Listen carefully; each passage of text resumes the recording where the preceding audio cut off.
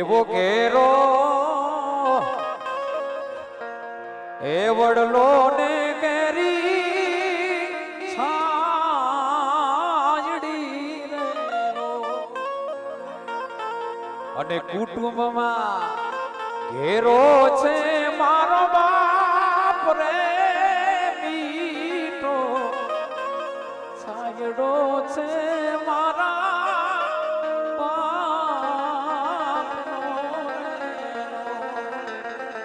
કુટુંબમાં ઘેરો છે મારો બાપ રે મીઠો છાયડો છે મારા બાપનો રે એવી આંગળી પકડી તી મારા બાપની રે પછી ચાલ્યો હું તો ડગુમ ગુચાલ રે ઘેરો છાયડો છે મારા બાપનો અને હવે કવિએ મા માટે પણ એવા શબ્દો લખ્યા છે એવું હયું રે હે માડો માતું દયાનો મીઠો દરિયો જો અમી વરસે આખડિયુંમાં વરસે આડી વેલી જો અને કેદાન કે જગ આખું તોલું આહા કવિએ કેવું લખ્યું છે એક સાબડામાં આખી દુનિયાને તોલી દઉં તોય માડી મારે તારા તોલે આખી દુનિયા નો અને કેદાન કે જગ આખું તોલું તારી તોલે કોઈ નો આવે માં હે મારી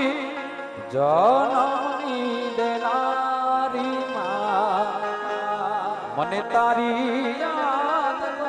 આવે તારી યાદ આવે હે મારી પાપડે પાણી પડાવે માં હે મારી જનમની દેનારી માડી મને તારી યાદ બહુ આવે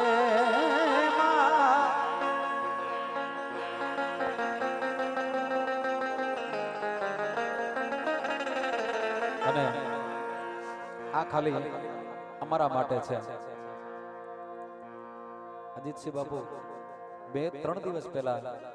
અમારો એવો એક મિત્ર દુનિયા છોડીને ફના કરીને જતો રહ્યો મારા જેવડી કાનાભાઈ જેવડી ઉંમર અને તમે વિશ્વાસ નહીં આવ્યા એ માણસ દર મહિને ખાલી 10 લાખનું દાન કરતો હતો હા 10 લાખ રૂપિયાનું દાન કરતો હતો હજારો પરિવાર એ ઉદ્યોગપતિ અમારા વિસ્તારમાં HRD તરીકે ઓળખાતો હતો એ ભાઈ આજે અબજો રૂપિયા છે અબજોની સંપત્તિ છે એની પાસે પણ ભાઈ એ હુતા પછી ઉઠ્યો નહીં અમારા વિસ્તારનો અમારી સમાજનો ઘરેણું કહી શકાય ભામાસા કહી શકાય આજે દુનિયાને છોડીને જતો રહ્યો છે વિચાર કરો તમે કડી પલકી ખબર નહીં કરે કાલ કી બાત જીવ માથે જમણા ફરે તેતર માથે બાત હવે આપણે કોઈ પુણ્યશાળી આત્માઓને જે અહીંયા છે ને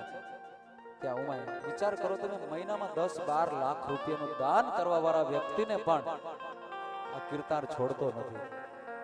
અમારા વિસ્તારમાં આજે 4 દિવસથી શોક પડ્યો છે હજારો પરિવારો એવા છે એવા ઘણા બધા પરિવારો છે કે આજે 3 દિવસથી એની ઘરે રાંધ્યું નથી હા ઉદ્યોગપતિ હતો ઘણા આ દુનિયાની અંદર ઘણા બધા રૂપિયા કમાય છે સંપત્તિ ભેગી કરી છે પણ દાન આપવું એ બહુ અઘરી વસ્તુ છે અમારો HRD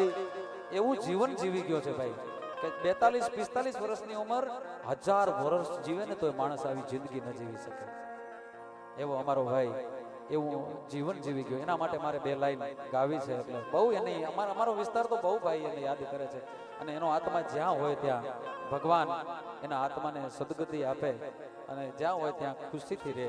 એવી અમે ઠાકર કને પ્રાર્થના કરીને ભાઈ માટે જેમ હમણાં મેં કડી ગાઈ એમ તારી યાદ આવે એ હરી મારી આંખડે પાણી પડાવે વીરા તારી યાદ આવે હરિભાઈ અમારી પાપડે પાણી પડાવે હે ભાઈ આખા પંથોકને આવકારો દેનારો મારો આહીર હવે ક્યાંય નો મળે એ મારા એનો ધારાનો આધાર એ ચારડી મને તારી યાદ આવે તારી યાદ આવે દાણેટિયા ખાને બધાયને પાપડે પાણી પડાવે હે મારા હે ભાઈ જેવા ભેરું હરી મને આજ તારી યાદ બહુ આવે મારા ભાઈ જેવા ભેરું હરી મને તારી યાદ બહુ આવે જ્યાં પણ કાંઈ હોય એના સદગત આત્માને કાળિયો ઠાકર એને એના આત્માને શાંતિ આપણે છેલ્લે જતા જતા આપણે ભગવતી માં હોનબાઈને યાદ કરી એટલે બસ આપણું આ ગમગીન વાતાવરણ થોડુંક તાજું થઈ જાય બરાબર ને બાપુ આ પૃથ્વી ઉપર આપણે જન્મ લીધો છે ત્યારે ભગવતીઓ આપણી હાથ કેમ નથી સાંભળતી હમણાં મને ફરમાઈશ મને આપી હતી ને ભાઈ આપણે ફૌજી અહીંયા ઊભા છે ત્યારે અમુક ગીતો આ સ્ટેજની મર્યાદા બધા ગાતા હોય ને મુબારક છે જેનો ધંધો છે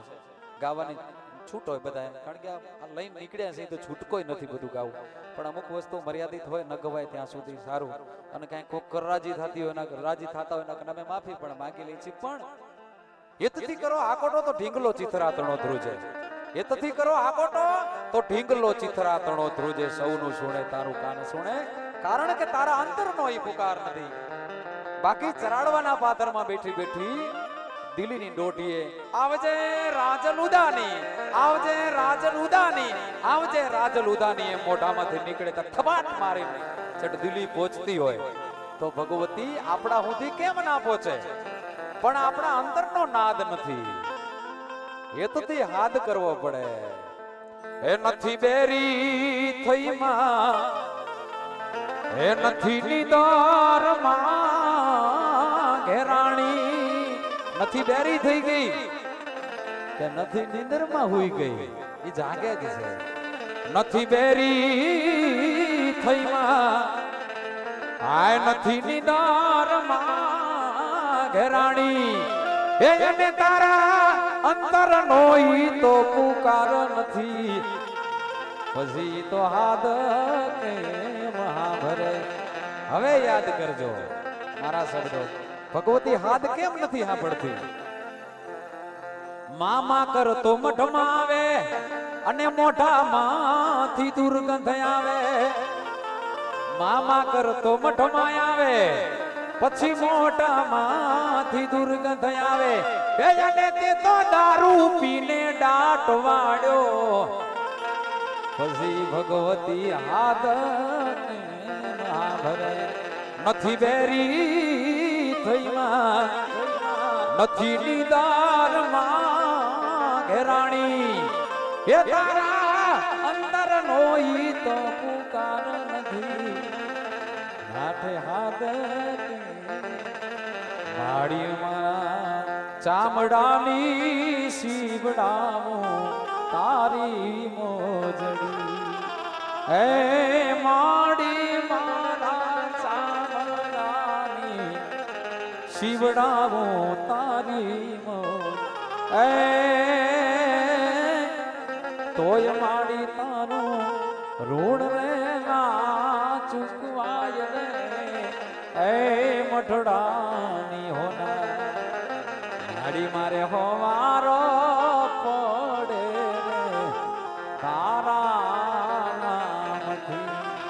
માડી મારે હુરજ રે ઉગે હુરજ માડી મારે હુરજ રે ઉગે હુરજ હે અને સંધ્યા ટાણે શિગોડા હંભરાય રે ઠાકરની ઠાકર માડી તારો મઢડો રે માડી બતા. ક્ષત્રિય ઊભા છે ત્યારે એક વટવાળા ગીતને લઈ અને પછી આપણે કાર્યક્રમની પૂર્ણાહુતિ તરફ જાય. પણ વટવાળું ગીત સામે ઊભા છે ફૌજી ત્યારે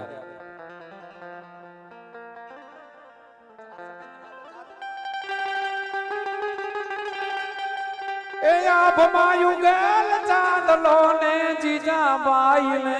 આયા બાડ રે જીજાબાઈ ને આયા એ આભમાયું ગેલ ચાંદલો ને જીજાબાઈ ને આયા બાડ રે જીજાબાઈ ને આયા હે બાલુડા ને માથે ચોડે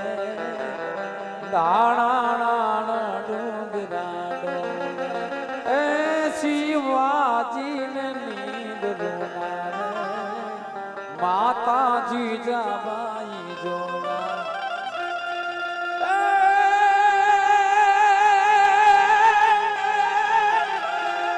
પેટમાં પોઢી ના પડેલી શિવે રામ લખમણ ની વાત રે શિવે રામ લખમણ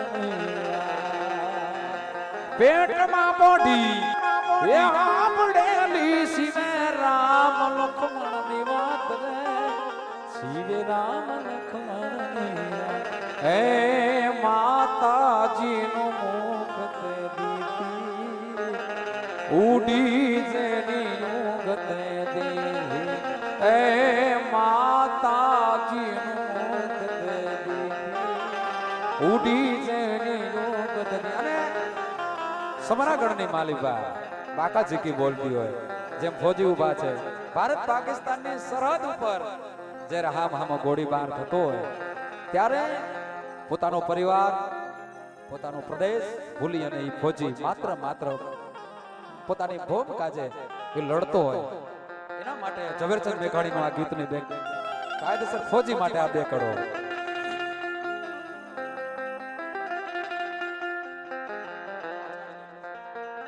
તમારા માટે આવતાર્યો હોય છે.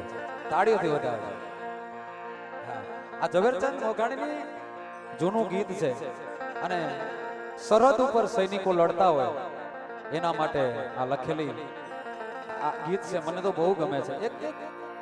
પંક્તિની અંદર આ ફૌજીઓ જે બલિદાન આપે છે એ લખેલું છે. અને એક વસ્તુ તમને કહી દઉં અજીતસિંહ બાપુ, આ બધા ક્ષત્રિયો દરબારો છે. 15 લાખ ખર્ચો ને તો આ ન મળે હો. હા, ડિસ્કા મળે, રમવાનું મળે, પણ આઈ એમ ઓલ ઇન વન અહીંયા બધું મળશે.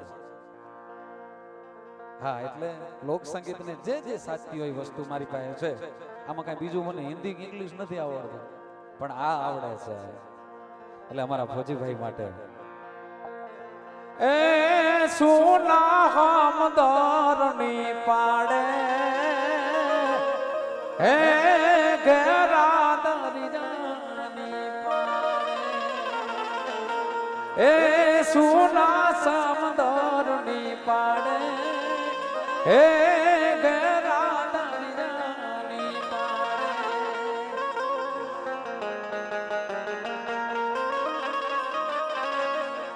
સોના સમદરની પાડે રે ઘેરા દરિયાની પાડે અને ઘેરાતી રાત ના છેલા ઘેરાતી રાત ના છેલા